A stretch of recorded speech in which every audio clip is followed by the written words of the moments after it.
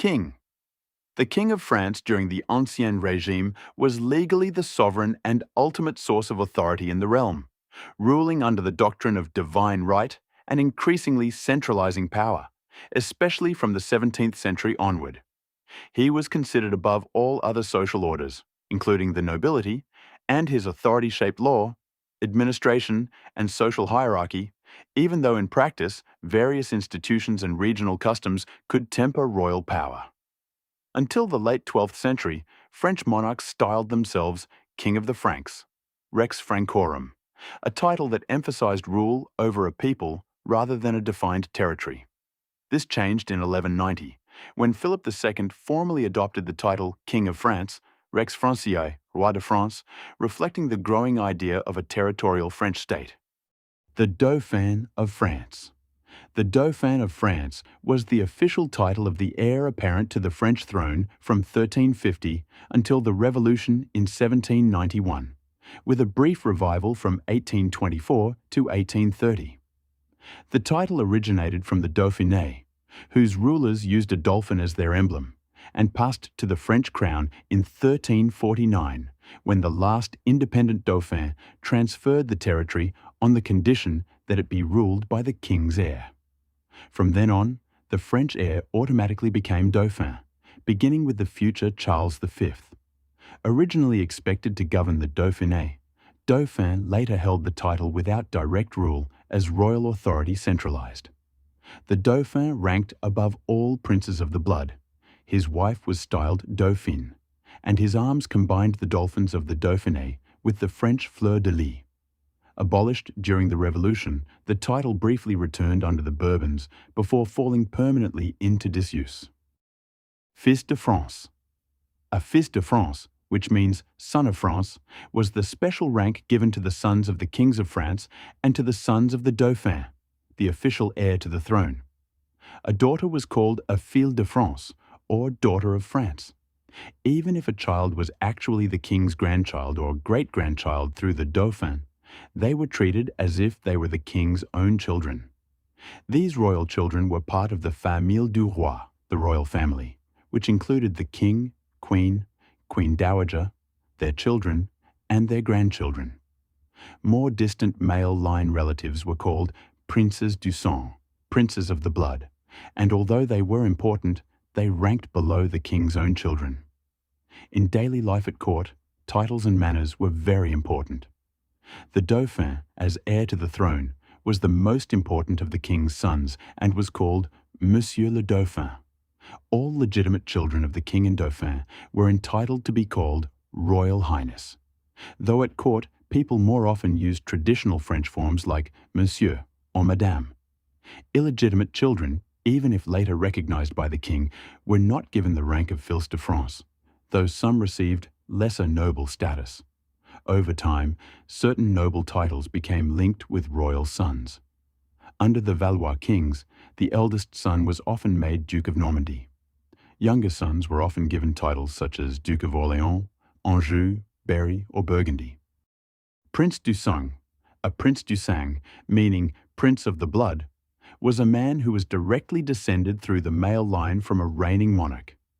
In other words, he belonged to the royal family by birth, not by marriage or courtesy. The female equivalent was Princesse du Sang, a title used for the daughters of princes of the blood. The rank of Prince du Sang was the highest position at court after the king's immediate family during the Ancien Regime and later the Bourbon Restoration. This rank was strictly limited to legitimate male line descendants, agnates, of the Capetian dynasty who were not part of the king's closest family. From the 14th century onward, Princes du Sang held significant legal and ceremonial privileges. They were entitled to seats on the Conseil du Roi and in the Parlement de Paris, ranked above all other nobles, and took precedence among themselves according to their position in the order of succession. During the final century of the House of Valois, a period marked by religious conflict and disputed claims to the throne, the term Prince du Sang became more narrowly defined. It came to refer mainly to more distant dynasts, those who were not sons or grandsons of a reigning king. Those closer relatives instead held higher, separate ranks as Enfants de France, children of France, and petits-enfants de France, grandchildren of France. Duke. The Duke or Duke was the highest noble rank in France below the royal family and stood at the very top of the non-royal aristocracy. Dukes were not merely decorative nobles. Historically, their power could be immense. In the Middle Ages, some dukes, such as those of Burgundy or Brittany, ruled territories so large and wealthy that they functioned almost like independent states, occasionally rivaling the king himself. Over time, especially under the Ancien Régime, royal authority tightened, and dukes became more firmly subordinate to the crown, though their prestige remained unmatched among nobles. Many held the status of duc et pair. The title signifies that the holder is both a duke, owner of a duchy, and a peer of France, granting them special legal privileges, ceremonial precedence, and a formal role in major state occasions like coronations. Although dukes did not rule by divine right like the king, they often served as senior military commanders, governors, and power brokers at court. In practice, a French duke outranked marquises, counts, viscounts, and barons, and, particularly in earlier centuries, often wielded more real authority than their counterparts in other European monarchies. Marquis. The Marquis was a high-ranking French noble whose title originated in the defense of frontier regions known as marches. In the early medieval period, marquises were entrusted with guarding exposed borderlands, a role that often granted them significant military authority and, at times, greater autonomy than interior nobles. As France became more centralized, this frontier function steadily faded. By the Ancien Régime, the title had become primarily hereditary and social rather than military, signaling prestige, land ownership, and noble lineage rather than active border command. In conventional precedents, a marquis ranked below a duke and above a count, though in practice status often depended as much on seniority and royal favor as on title alone. While the name retained echoes of its martial origins, most marquises of early modern France were court nobles or provincial landowners rather than guardians of the kingdom's borders. Comte. The Comte, or Count, was a major noble rank in France, roughly equivalent to an English earl, and traditionally sat below Duke and Marquis, but above Viscount and Baron. The title comes from the Latin comes, meaning companion, and in the early Middle Ages, a Comte was a royal appointee entrusted with governing a county on the king's behalf. These duties included administering justice, collecting taxes, and raising troops, making the Comte a crucial link between royal authority and local rule.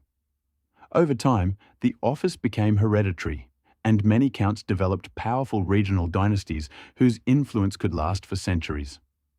By the Ancien Régime, most comtes were great landowners and court nobles whose authority came more from lineage, wealth, and royal favour than from direct administrative power, though the title remained one of the most respected ranks in the French nobility.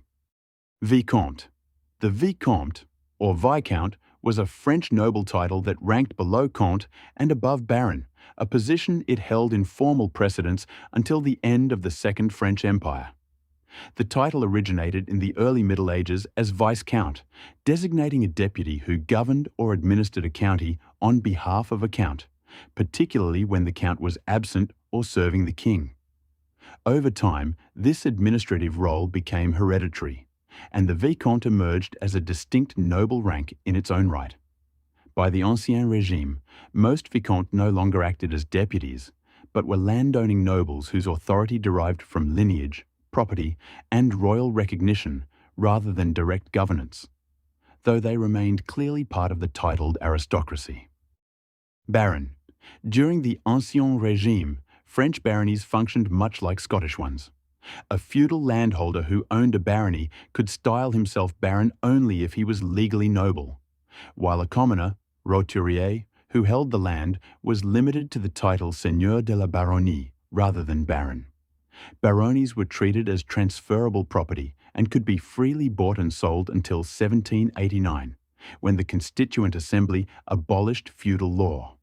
After this point, baron increasingly survived as a courtesy title, titre de courtoisie, widely adopted by nobles of the robe or by junior members of the nobility of the sword who lacked a hereditary title of their own.